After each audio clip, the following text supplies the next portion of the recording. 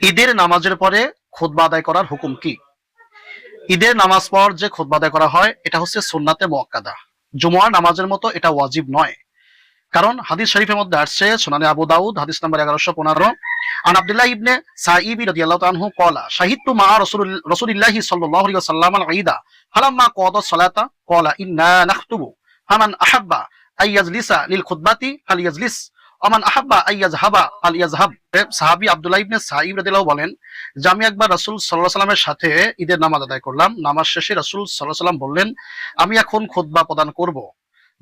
যার ভালো লাগবে সে যেন খুতবা শোনার জন্য বসে, আর যার চলে যেতে ইচ্ছুক সে যেন চলে যায়। তো এই হাদিসের প্রেক্ষাপটে বোঝা যায় যে ঈদের নামাজের পরে খুতবা তেমন জরুরি নয়। তাছাড়া ফতোয়া হেদায়া কিতাবের মধ্যে আসছে আল খুতবাতু বাদা সলাতিল ঈদি সুন্নাতুন, ঈদের নামাজের পরে খুতবা এটা হচ্ছে সুন্নাত। তারপরে ফতোয়া শামীর মধ্যে আসছে ইয়াস্তাহিব্বু লিন-নাসি আইয়াজলিসু লিল খুতবাতি লিআন্না খুতবাতাল ঈদি সুন্নাতুন। শামীর মধ্যে আসছে যে ঈদের নামাজের পর জনগণের খুতবা শোনার জন্য বসে থাকা এটা হচ্ছে মুস্তাহাব, যেহেতু এই খুতবা জুমা নামাজের খুতবার মতো ওয়াজিব নয়, এটা হচ্ছে সুন্নাত খুতবা।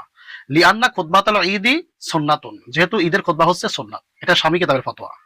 সর্বসাকুল্যে এটাই প্রমাণিত হয় যে ঈদের নামাজের পর খুতবা পড়া সুন্নাত এবং শোনা এটাও সুন্নাত।